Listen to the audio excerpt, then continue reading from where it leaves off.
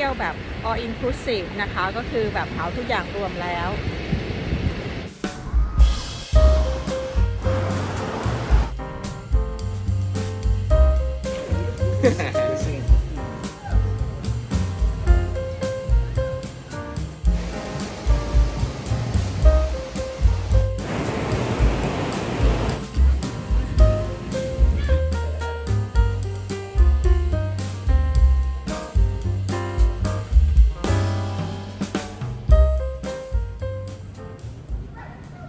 สวัสดีค่ะวันนี้เราจะไปเม็กซิโกกันนะคะ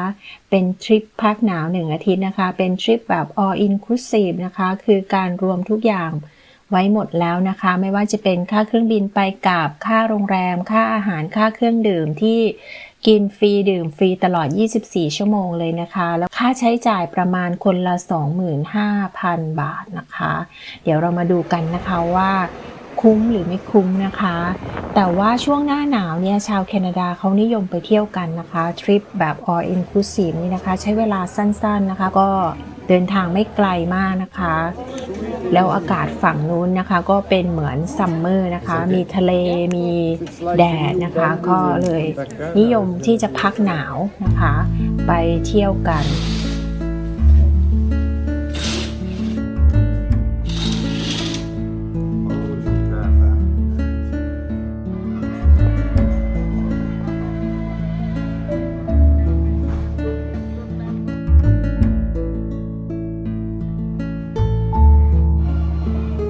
เดี๋ยวเราจะรีวิวห้องนะคะ อันนี้ก็เป็น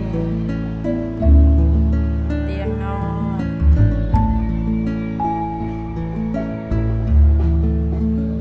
จะมีเก้าอี้นอน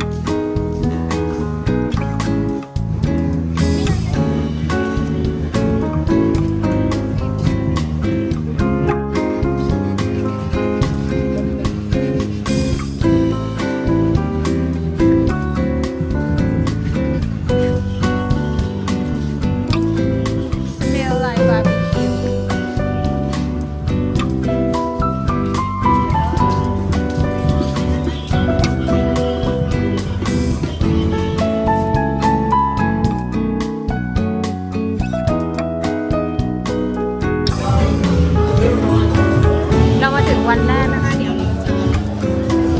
รับเครื่องดื่มก่อนนะคะ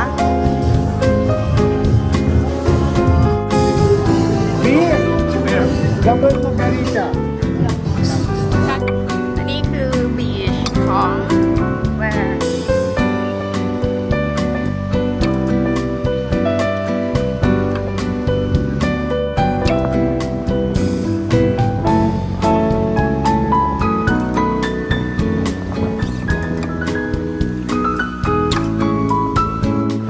ของขายหน้าหาดด้วย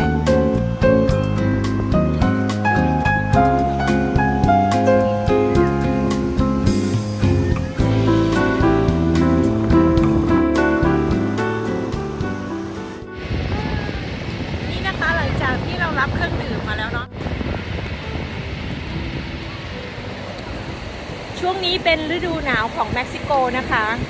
คลื่นมันจะแรงในช่วงฤดูหนาวนะคะแล้วทางโรงแรมเขาก็จะแบบให้เล่นน้ำ9 โมงถึง 5 โมงเย็นนะคะเพราะว่าหลังจาก 5 โมงเย็นแล้วคลื่นลมจะแรงเนาะแต่ฤดูหนาวของที่นี่กับฤดูหนาวของแคนาดาเนาะดูสิฤดูหนาวของที่นี่ก็ใส่เสื้อผ้าตามสบายเนาะอันนั้นคือโรงแรมที่เรานอนเนาะวันนี้ก็แต่ชาวแคนาดาเขาชอบมาที่นี่ค่ะเพราะว่ามันใกล้มันไม่ไกลมากแล้วก็เขาก็ชอบเที่ยวแบบ all inclusive นะคะก็คือแบบเหมาทุกอย่างรวมแล้วเดี๋ยวจะเที่ยวเผื่อสวยมากเลยคิดถึงทะเลเมืองไทยเนาะแต่ว่าเมืองไทยก็คงจะเป็นปีหน้านะคะสวยมากเลย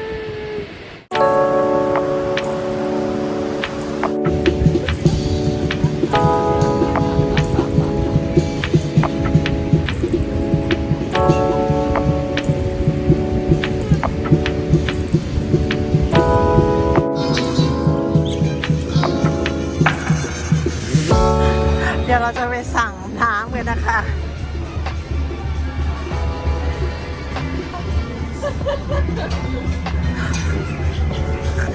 คือน้ำเย็นมากเลยเพราะว่ามันเป็นช่วงหน้าหนาวของเม็กซิโกเหมือนกันนะคะแต่ว่าเราอยากจะแบบอยากจะลองปลา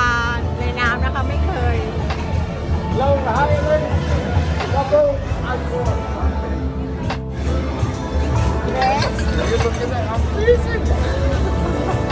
ำเย็นมากเลย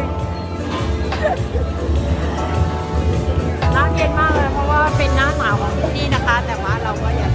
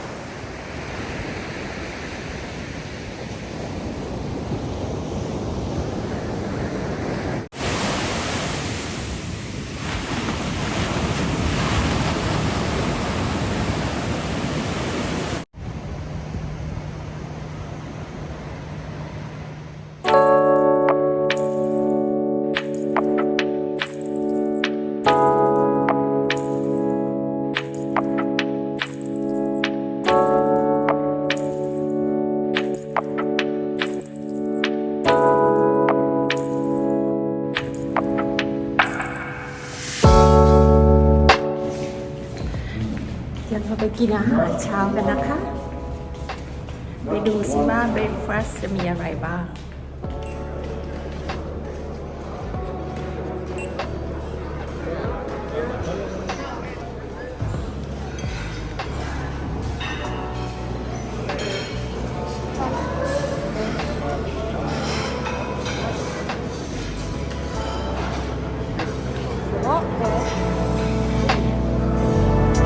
อันนี้คืออาหารเช้านะคะ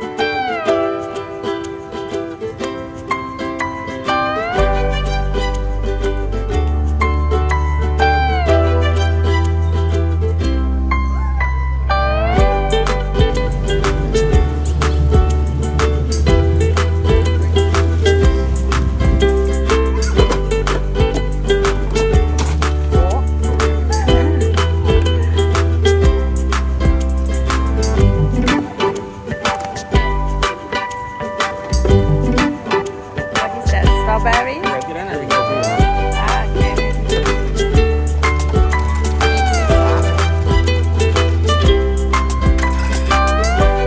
Okay, voila. Okay, okay, okay.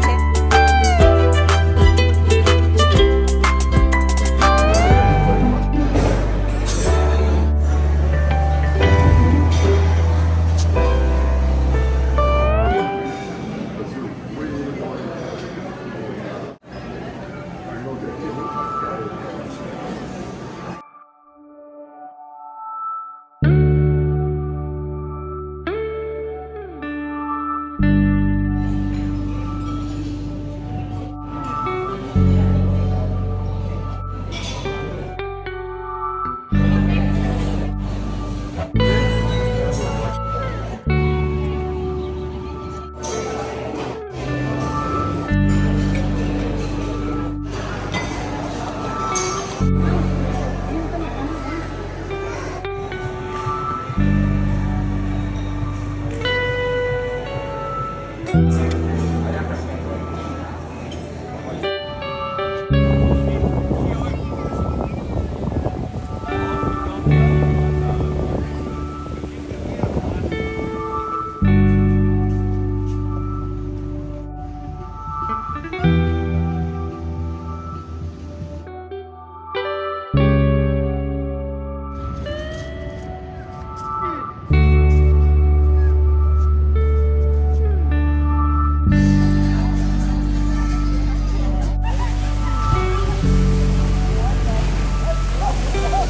เดี๋ยวเราจะไปลองกันนะคะ